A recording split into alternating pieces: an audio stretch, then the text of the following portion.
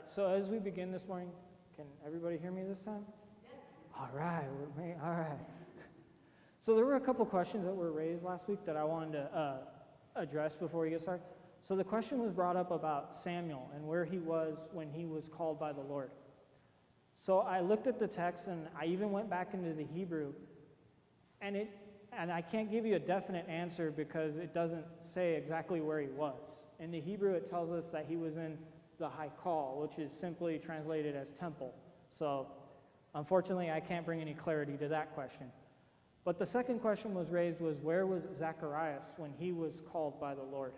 And that one I can give you a definite answer. He was in the holy place. He was at the altar of incense. And when we get to the picture, I'll point it out to you. So as we get underway this morning, I brought PowerPoint this time. I came armed. So this is not what the tabernacle. I just wanted to show this picture because this is what the rectangle would look like. Because I told you it was a rectangle. You had the rectangle, and then there's the inner rectangle, and then you have the tabernacle being that tent thing.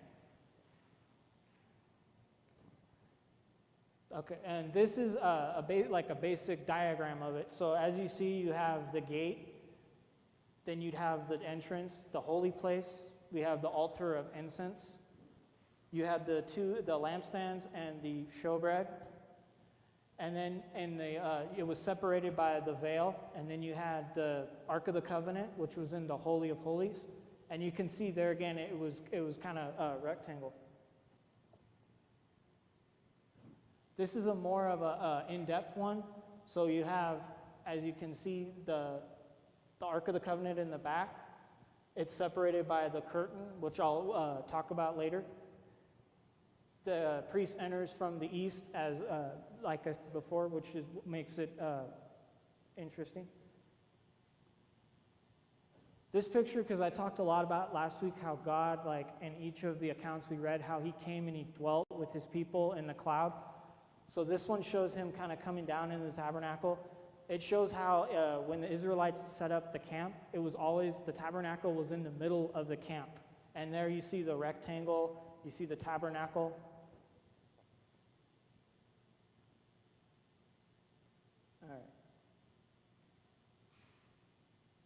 All right, so now we come to the start of this sheet here.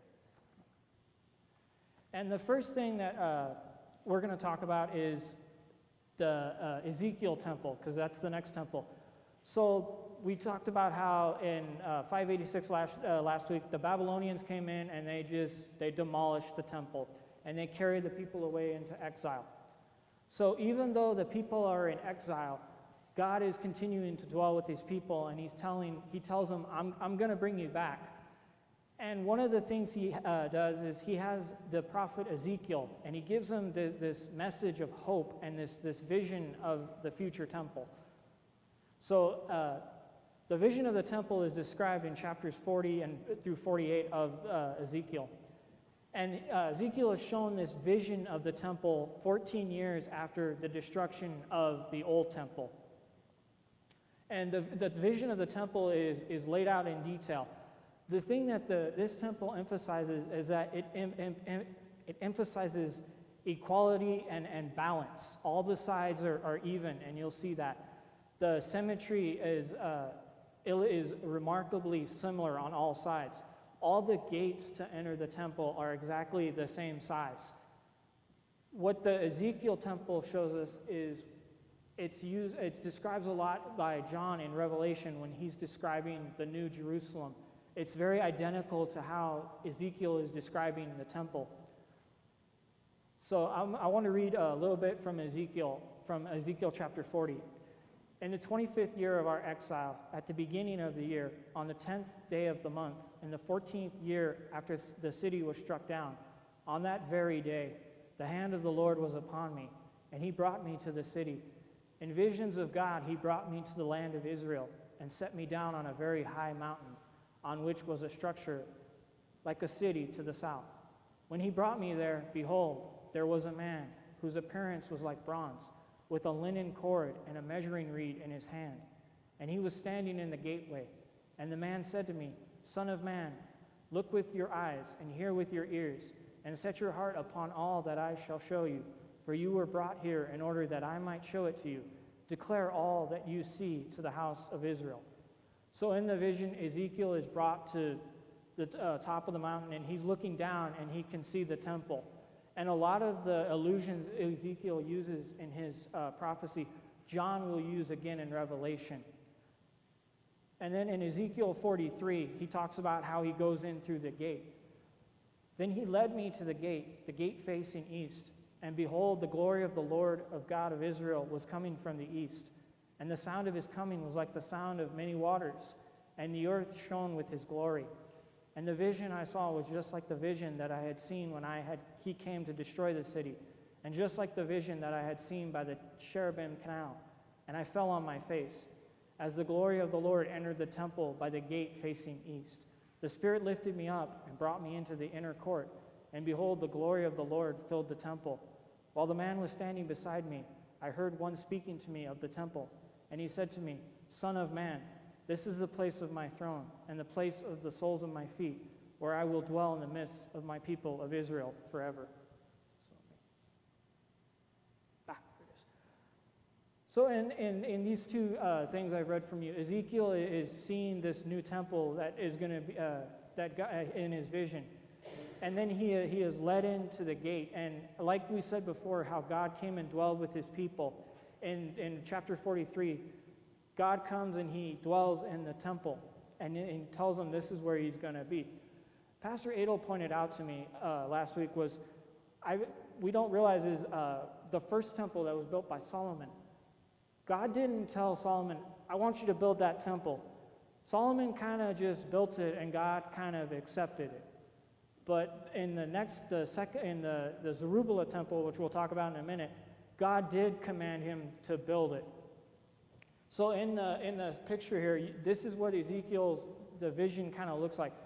You can tell that all the sides are equal. It's all equal on the same size. There's the temple in the middle, and then these other buildings.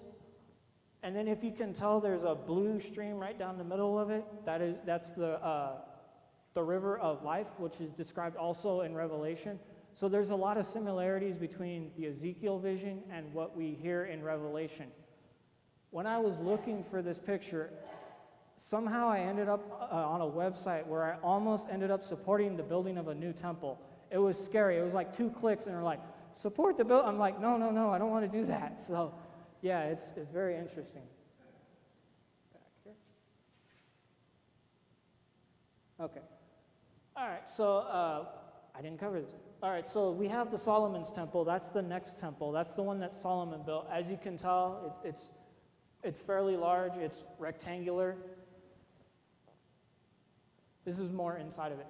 So inside, you see that you have the gold. You have the cedar pillars.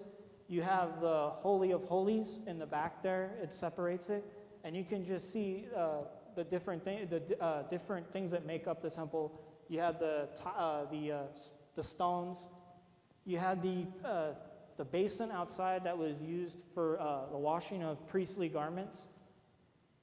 I didn't talk about sacrifice because there's like a whole nother Bible study we could do on sacrifice, but that is where sacrifices were made outside of the temple. This is what the Holy of Holies, or what the inside of the temple could have looked like. We don't know what it looked like, but as you can tell, there is the candles. When Zechariah is approached by the angel and it's at the altar of incense, he was right about where you see that smoke is, and that's where the angel appeared to him. As you can tell over on the right side, there's the table, and that's where the showbread is that David went in and he ate when he was on the run. As you can tell, you descend up the stairs, and you have that purple curtain, and that was what separated the holy place from the Holy of Holies. And inside the Holy of Holies was the Ark of the Covenant during the first temple period. As I said last week, after the temple is ransacked by the Babylonians and then burned to the ground, we don't hear any more about the Ark of the Covenant. So we don't know what happened to it. So I'm going to pause there, see if there's any questions before we move on to the next section. Yes? one of these. I think I think it took them like, I want to say 50 years. I can't remember.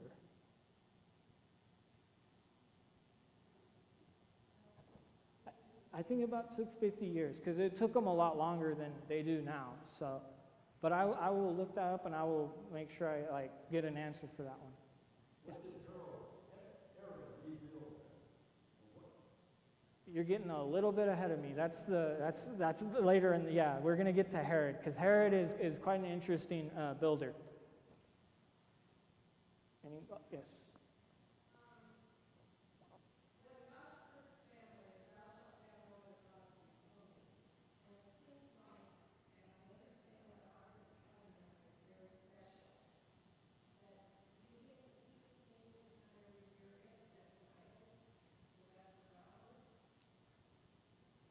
I think you can make that argument because they were going to the temple to worship and to sacrifice and they did believe that that's where God dwelled, was in the Holy of Holies with the Ark of the Covenant. Because I mean, the Ark of the Covenant had the tablets, it had like the things. So yeah, you can make that argument. Any other? Yeah.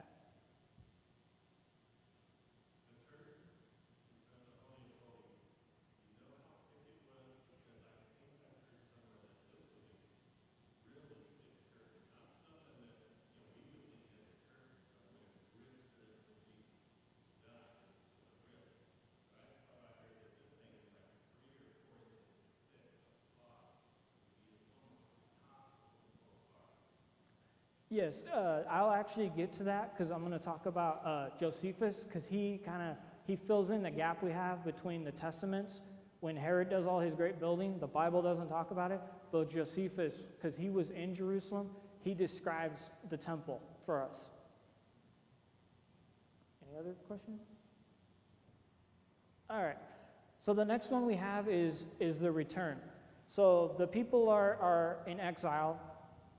And in 536 or in 538, King Cyrus decrees that the exiles can return to their homeland. So you have Zerubbabel comes, and the first thing he does in 537 is he builds an altar to the Lord. So from Ezra chapter 3, from the first day of the 7th month, they began to offer burnt offerings to the Lord. But the foundation of the temple was not yet laid.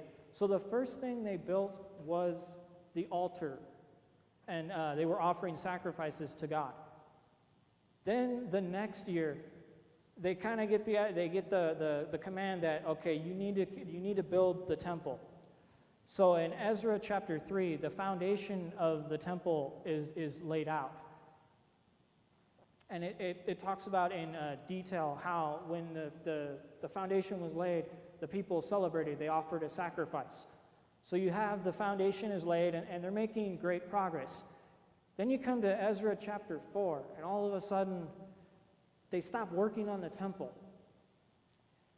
And in Ezra 4, it tells us that the nations that surround Israel, they want to help rebuild the temple, because they supposedly worship the same God as the Israelites. And the Israelites are like, no, we don't want your help, because they've just been in exile because they disobeyed God and they brought in other forms of religion to worship besides him. And they don't want to go back into exile, so they tell their neighbors, no, we don't want your help. We're going to do it ourselves.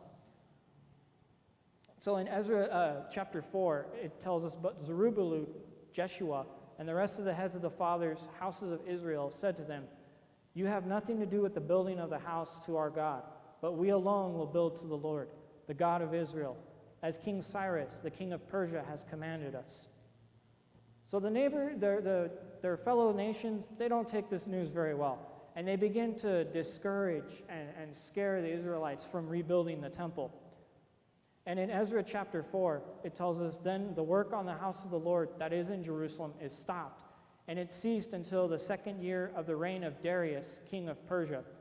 So as you can tell, you have the foundation is laid in in 536, and then it takes them 16 years later to start working again. So there's a decree from Darius. He comes later after Cyrus, that tells him he helps him rebuild the temple again. So in chapter 6 of Ezra, there's in the second year of Cyrus the king issued a decree concerning the house of God at Jerusalem. Let the house be built and the places where sacrifices were offered, and let its foundations be retained. So Darius helps them and supports them in building the temple. The temple is completed in 516 BC. So let me do some quick math here. Takes them 20 years to build the temple, the second temple. All right, so this again is a diagram. I find these helpful when I'm kind of teaching and when I'm learning myself. So this is what the second temple would have, the layout of the temple would have looked like. It's similar to the first one, very similar. So you enter in, you had the courtyards are on the outside. Then you enter in, you had the holy place, you had the table of the showbread again, you had the altar of incense. But in this one is interesting, unlike the first temple, is off to the sides you had these chambers. They were chambers where they stored stuff. Then you'd have the curtain, and then you would have the Holy of Holies. And we don't know what was in the Holy of Holies because no one was allowed in there but the high priest. We know at this point, because Scripture doesn't say, we know that the Ark of the Covenant isn't in there.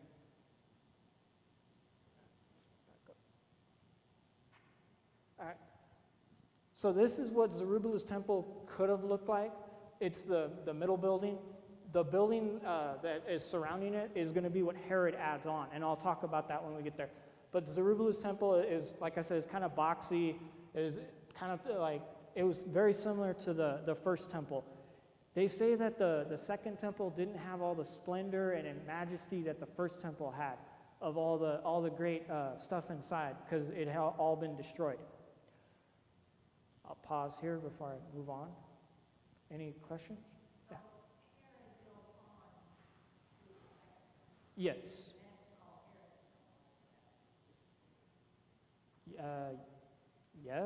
You can make that argument. I just call it the temple because I'm like, yeah, the second temple. Any other questions? All right, so the temple is built. The Jewish people are living under the Persians.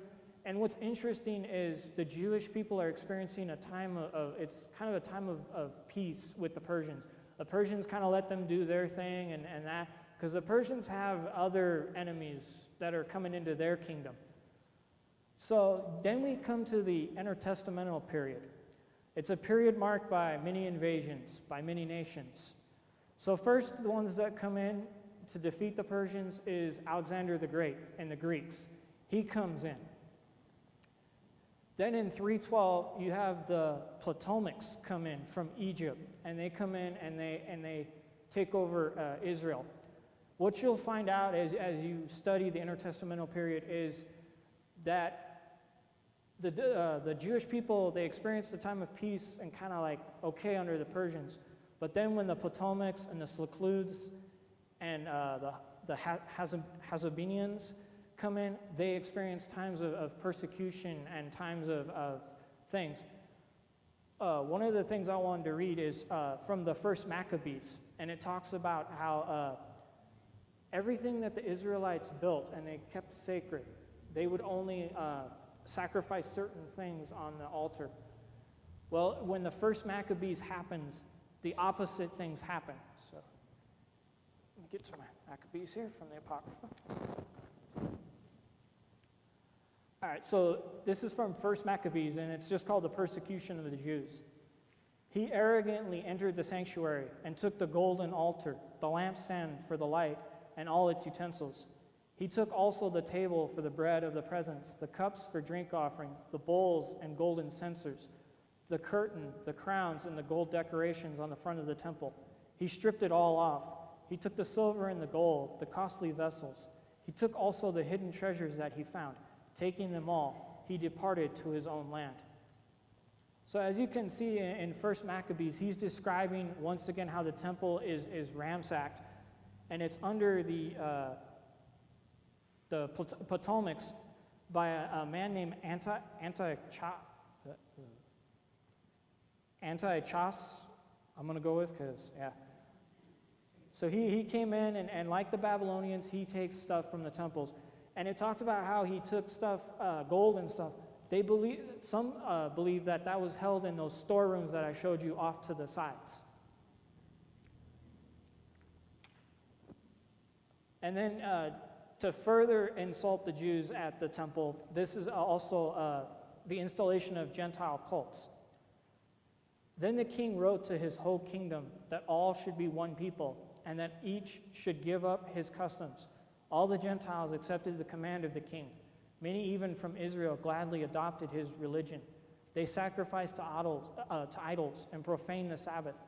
And the king sent letters by messenger to Jerusalem and the cities of Judah.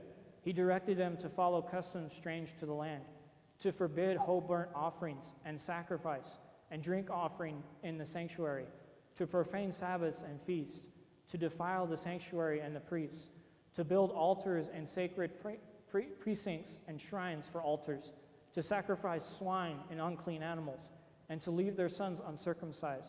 They were to make themselves abominable by anything unclean and profane.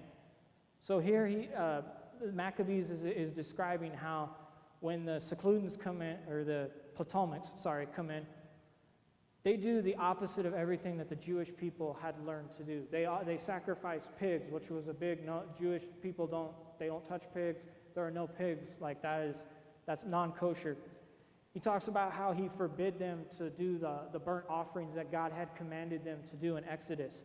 So everything that the Jewish people had learned to do under the Ptolemaics, they had to do the complete opposite because they were being persecuted for their faith. So you have the Ptolemaics come in, then you have the Seleucids. They're from Syria. They come in about 198. What you find a lot is when these nations invade, there's a lot of overlap. It's not like, okay, so the Seleucids come in 198 and then the Ptolemaics get kicked out. No, there's a lot of overlap and a lot of things.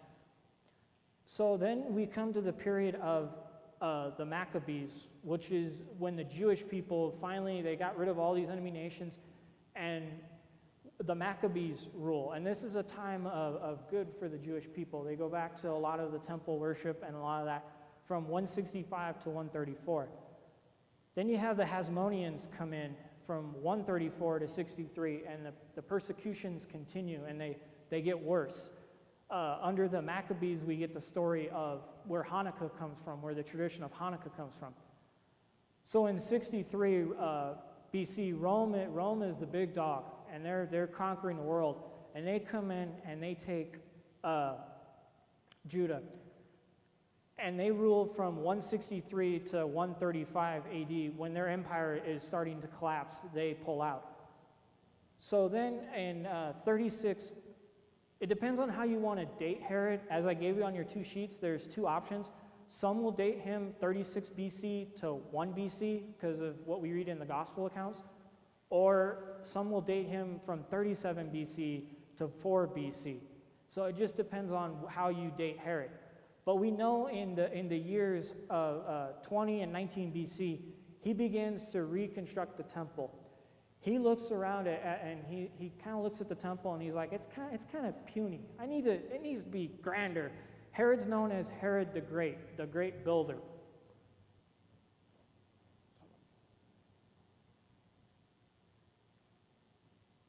All right, and that would have been Zerubbabel's temple. I forgot. As you can tell, it's kind of boxy again, very small compared to what Herod's about to do.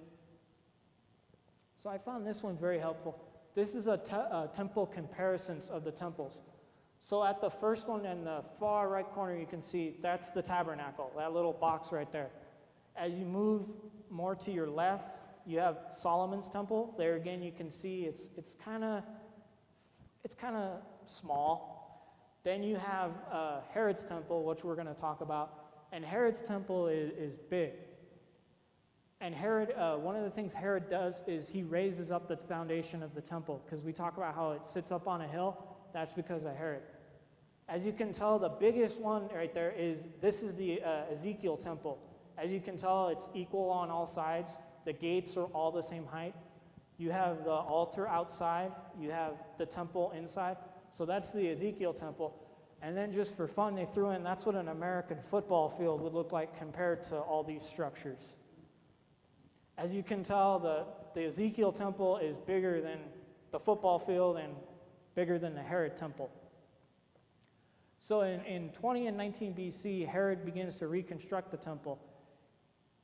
After he's completed it, it's 15 stories high. They say the splendor was really great. Scripture doesn't mention anything about the Herod the Great constructing the temple, so we have to go outside of the Bible to the historian Josephus, and he describes the temple for us. So. All right. In the 18th year of his reign, Herod started to enlarge and reconstruct the temple at his own expense, which he knew would be the greatest enterprise. After removing the old foundations, he laid new ones and raised the structure hard. White stones, purple hangings covered the entrances, and golden vine with grape clusters adorned the area below the cornice. Large porticos with 162 Corinthian columns surrounded the temple, which was supported by walls of unparalleled size. Beyond the first court was a second, surrounded by a stone, with an inscription prohibiting a foreigner from entering on penalty of death. Within the court was a sacred court, which women were forbidden to enter. And still further, there was a third court, where the temple stood, into which only priests could go. At the northwestern corner of the temple stood the citadel, which Herod called Antonia to honor his friend.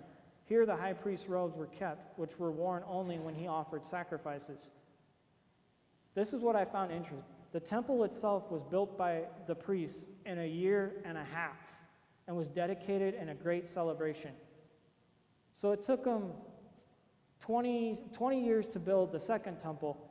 It took them a year and a half to expand and enlarge the temple. I found that interesting that, it only took them a year and a half. So Herod goes on and he expands the temple. Like Josephus said, he raised it up so it kind of sits on the hill. This is the temple that Jesus will interact with.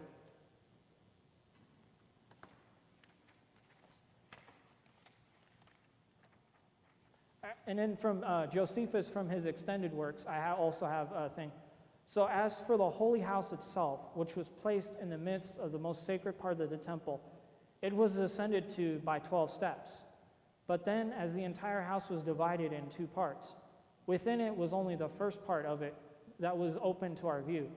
There was a veil of equal largeness with the doors. It was a Babylonian curtain, embroidered with blue and fine linen, and scarlet and purple, and all of its contexture that was truly wonderful. But the innermost parts of the temple were also separated from the outer part by veil. In this there was nothing at all. It was inaccessible and inviolatable, and not to be seen by any, and was called the Holy of Holies. So here Josephus, he was there in Jerusalem, and he's telling us about going in, what it looked like on the outside of the Holy of Holies. He couldn't tell us what it looked like in there because he wasn't allowed in there. The only one that was allowed in there was a high priest. The question was asked about the curtain that separated the Holy of Holies and the holy place. And it was a Babylonian curtain. And we know that the Babylonians, when they made something, they made it thick, and it was very hard to tear because of where they were living. So it was thick. I can't tell you exactly how thick it was, but I know when it was torn, it was something that the priests really, they were surprised because of how thick it was. So I'll pause here before we move on to the next section. All right.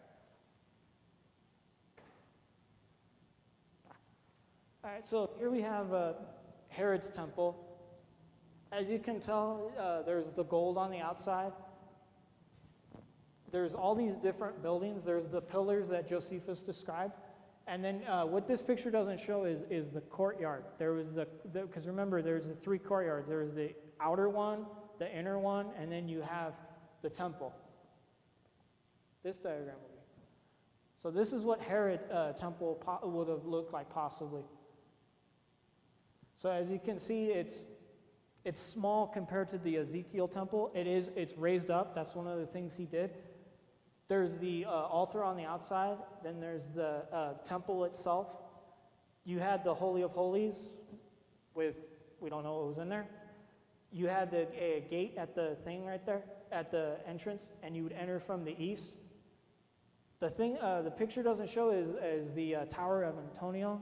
That's where the priestly garments were kept.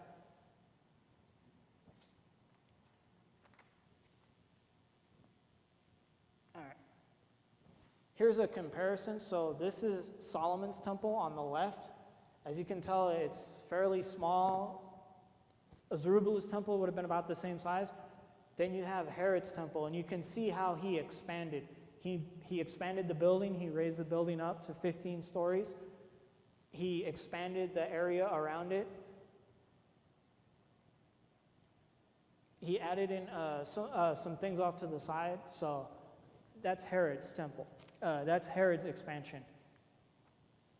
So as we come to the New Testament, we have Jesus, and we read in the Gospels multiple times that he goes up to the temple during his ministry. All the Gospels, they mention the temple, but the one that really discusses it is Luke. He describes it the most. And of course, in the Gospel of Luke, we get the infant stories of Jesus. When he was 12 years old, he's brought up to the temple by his parents. Luke also tells us about how Jesus predicted the destruction of the temple, how he told his disciples, not one stone will remain on top of another. All will be knocked down. Also in Luke, when Jesus dies, we get the passage about the temple and the curtain being torn in two, where before there was the Holy of Holies, it was separated by the curtain, and when Jesus died, that curtain was split. And we now have access to God. We don't have to go through the curtain. So there's a shift that happens after the death of Jesus. There's this shift from not just worshiping only in the temple, which would continue to happen, but then there's this shift to the worship in house churches. And the one thing I didn't mention was last week I mentioned early during the Abraham time that people didn't go up to the temple to worship. That was kind of where God dwelled, and that's where he lived. But when the first temple, Solomon's temple, was built, that's when people began to go up and offer sacrifices and worship God. And that continued in Zerubbabel's temple, and then it also continued in Herod's temple. And like Josephus told us, there were things where certain people could only go in as far as the temple. In Luke's gospel, he tells us about the story about the tax collector and the Pharisee, how the tax collector and the Pharisee are going up to pray, and they're both in the outer court because they're not of the priestly family. So after the death of Jesus, there's a shift from just going up to the temple to offer sacrifices and to worship to house churches, to churches being held inside of houses. And we know from earlier writings outside of the Bible, like the Didache and other writings, some of the forms of service that would happen. So from 1 Peter chapter 2, it says, the worship in the temple, wrong one. Sorry. So the worship in the temple continued until the destruction of the temple by Rome in 70 AD. So all through Jesus' time, the Jewish people were always kind of butting heads with the Romans. The Romans would come in, they would collect taxes, they would take stuff from them. And the Jewish people were they were getting upset, and they would rebel, and Rome would kind of knock them down. Then the people would get together again and they rebel again. Rome would come and knock them down. So in 70 AD, Rome had had enough. Enough was enough, and they came in and they leveled Jerusalem. What was interesting is reading Josephus is Vespasian begins the conquest of Jerusalem, but then Caesar is assassinated. So Vespasian has to leave Jerusalem, hurry back to Rome so he can claim the kingdom. So his general, Titus, is the one who actually goes in and finishes off Rome and goes in and destroys the temple. But what's interesting is Titus didn't want to destroy the temple. He realized how great it was and what it represented and just how much work went into it. So I'll read something here from Josephus again.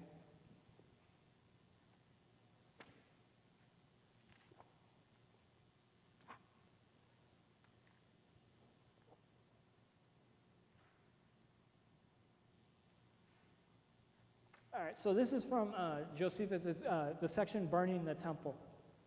When Caesar, that was Titus, could not restrain the fury of his soldiers, he had his generals enter the structure and view the holy place of the sanctuary and all the splendors it contained. So Titus goes in and the temple has started to be on fire. So Titus and some of his soldiers, they go in and they view the Holy of Holies. Let's see. Since the flames had not yet reached the interior, but it was still feeding on the chambers surrounding the temple. So at this point, the fire it hasn't gone into the Holy of Holies. It started on the outside, and it's burning on the chambers that I showed you, and now it's starting to move in. Titus made one last effort to save it. Rushing out, he appealed to his troops to put out the flames, ordering one of his centurions to club anyone disobeying his orders. But respect for their generals and fear of punishment were overwhelmed by their raging hatred of the Jews and hopes of plunder. Seeing that all the surroundings were made of gold, they assumed that the interior contained immersed treasure. And when Titus ran out to restrain the troops, one of those who had entered with him thrust a firebomb into the hinges of the gate, the inner temple, and the flames shot up in the interior. Caesar and his generals withdrew, and thus, against his wishes, the sanctuary was burned.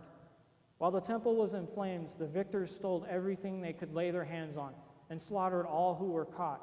No pity was shown to age, rank, old men or children, the laity or priests. All were massacred as the flames roared up, and since the temple stood on a hill, it seemed as if the whole city were ablaze. The noise was deafening with war cries of the legion, howls of the rebels surrounded by fire and swords, and the shrieks of the people. The ground was hidden by corpses, and the soldiers had to climb over heaps of body in pursuit of the fugitives. The Jewish brigades forced their way through the Romans into the outer court of the temple and then into the city. Some of the priests at first tore away spikes from the sanctuary and hurled them at the Romans, but afterwards, retreating from the flames, they withdrew to the wall. So as you can see, here, Josephus describes what happened. So the soldiers are so fed up with the Jewish people, fighting the Jewish people, putting down rebellion, that they lose it, and they set fire to the temple. Titus didn't want to burn and destroy the temple. And while the temple is being burned, like the Babylonians, the Romans come in and they take anything of value. They sack the temple. They take anything of value, and they let the temple just burn completely to the ground.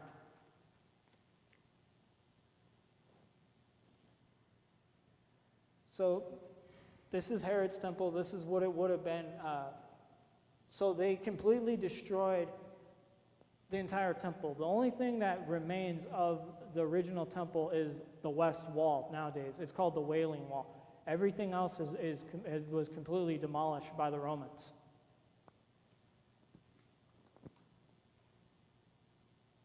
So there's this shift from worshiping in just the temple to worshiping in the church, to all of a sudden, there's no temple. Where is God going to dwell? So I think the chapter or the verse from 1 Peter, it kind of gives us kind of an image of where God dwells. And it tells us, but you are a chosen race, a royal priesthood, a holy nation, a people for his own possession, that you may proclaim the excellencies of him who called you out of darkness into his marvelous light. So, and Paul says this too in his letters, that God doesn't just dwell in his temple, in the temple. He dwells in all people now. And there's the shift from the temple to the house churches.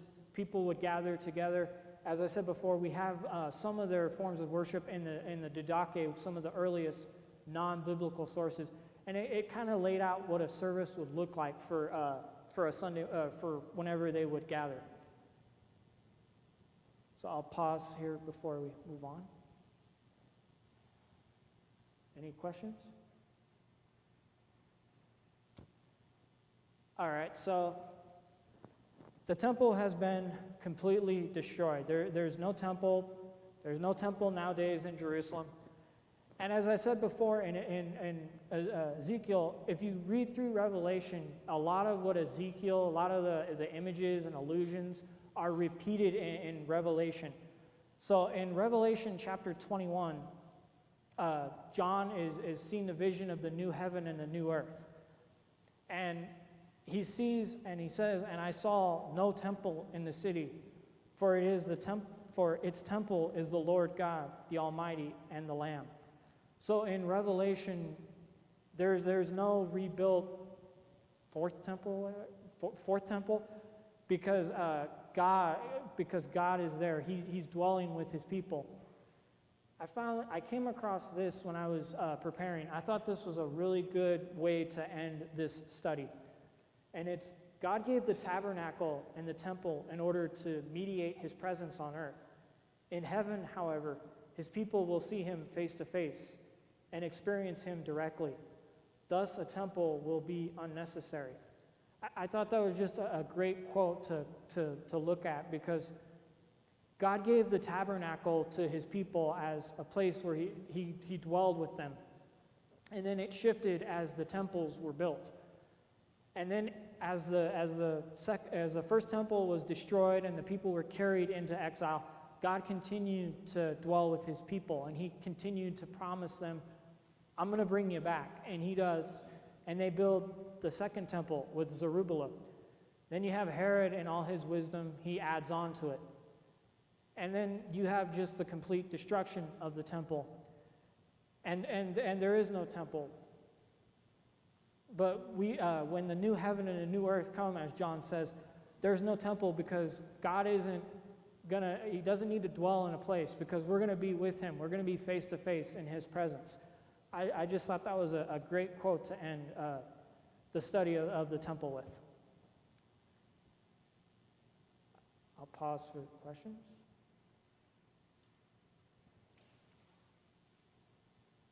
All right, I'm a little worried. Last week there were questions. This week none. Like, did I do a good job, or did I?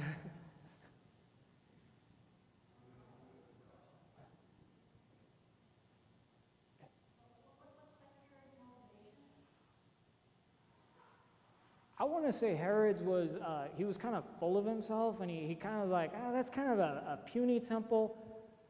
I'm going to make it better. And he uses his own expenses. Like, he doesn't use the Jewish people. He uses his own money that he's gained from conquering stuff. And he decides that he wants to add on. Like the Solomon temple, God never told Herod, "Hey, I want you to make the temple bigger." Herod just takes it upon himself. I imagine he's looking around at the time at other nations, and he's like, "Ooh, look what they got. Ooh, yeah, I can make it better than them." I think that's what he was thinking. But we don't have a record of why he did it. It just says in his 19th year of his reign, he decided, "I'm going to add on to the temple."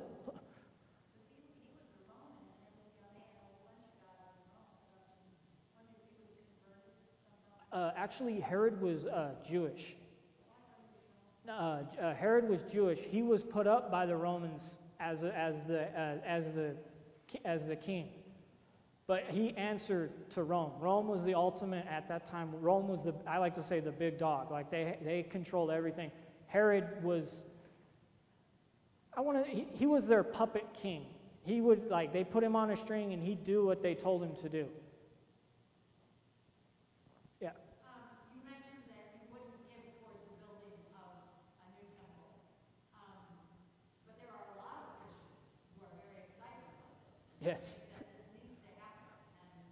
And it seems that it also has a big influence on, many Christians' thoughts about political things.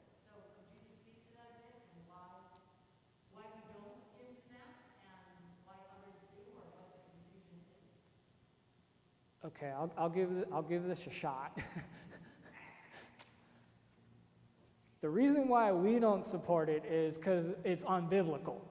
I was like, in Revelation, it just says there is no tabernacle. Me and Pastor Adel were actually discussing this last night because I was telling him how 2 clicks on a thing, and I somehow ended up, support the new temple. I'm like, no, I don't want to do that. The reason why we don't support it is there's no biblical evidence. A lot of the reason why a lot of religions, or a lot of Christians do, like the Baptists and a lot of non-denominations support it, is because they see it as, they see the Jewish people as God's chosen people, that we need to take care of God's chosen people. They misinterpret parts of the Bible where it talks about the temple, and they think that by building the temple, if they build a new temple, that's where God's going to come back, and that's when the end of the world's going to come. And we understand from Scripture that God's not going to dwell in a temple. He doesn't want a temple built again for the end of the world. So that's kind of like what they're thinking and what they understand about it. Does that kind of answer your question, or? Okay, because I'm actually currently I'm studying the Ezekiel temple, because that's a place I lack knowledge in the temple, and it's just interesting to read about. And then you read different commentaries from different commentators, and you're like, whoa, where did you get this from? So. I mean, is it that the other Christians think that the Ezekiel temple needs to be built? Right? Because that one's never been built, right? The plan was given, but it never got built. Yes, they believe the Ezekiel temple needs to be built, and once that is built, then God will come, and that will be the end of the world. Pastor Adel brought up that's kind of like scary. That's kind of like scary theology, because if that's what you base your theology off of, it kind of like it's a very like weak branch, because if let's say do we wait in anticipation for Jesus to come back? And we would all answer yes, because we do. They would say that they're not on the lookout for Jesus to come back yet because the temple hasn't been built. So they still have time.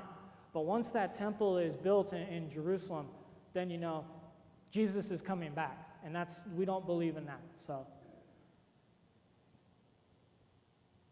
any other questions? Yes.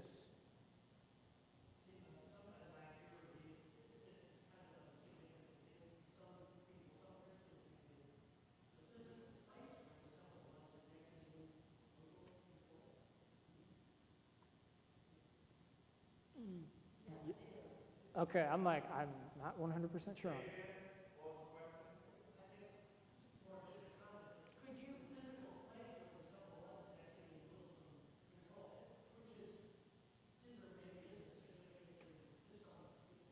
Yeah, so it was brought up that where the temple was originally at is currently, it's controlled by the Muslims, which is true.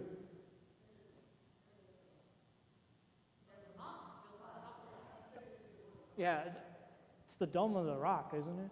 Right. Okay, I was like, okay. Now, the place where all the dignitaries would go to Jerusalem to put the messages in the wall, stuff like that, whose foundation, or which temple foundation is that? That is Herod. That was when Herod expanded. He expanded the wall, so it would be the second temple. That's the Wailing Wall where you're talking where they put the pieces of paper. Yeah, that would come from the second temple. because Herod raised it up and then he like expanded it out the courts. What's amazing is when the Romans set fire to it and they destroy it, that wall remained intact. I like, it's hard to like, yeah, the temple's completely flattened and destroyed, but that wall remained intact. Yes.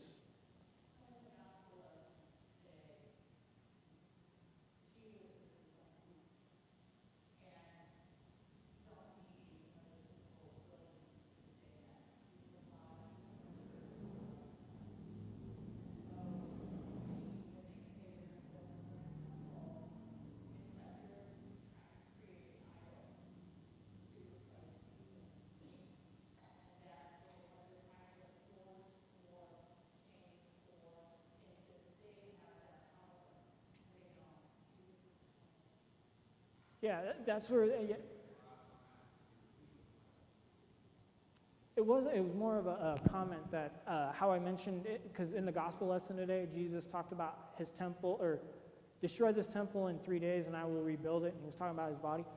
She was commenting that we don't need another temple because Jesus is the temple, and that when these other denominations get together, decide we need to build another temple to bring Jesus, they're kind of basically just creating another idol to worship. Because God, in the New Testament, nowhere in the New Testament does God tell us, I want you to build me another temple. So basically, if there was another temple that would be built, they'd be just kind of creating an idol to worship.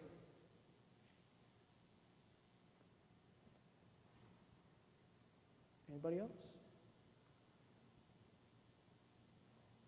All right. So that is a little bit about some of the temple. So as we close, I'd like to close this in a word of prayer. Heavenly Father, we thank you for this time we've had together to study your word, to learn about where you dwelt with your people in the temple. Lord, we thank you that you don't just dwell in the temple anymore, now that it's been destroyed, but you dwell in all of us. Lord, I ask that you would be with us as we leave this place, that we would continue to remember that you dwell in us, and that you are with us with everything that this life has for us. Lord, we ask this all in your name. Amen.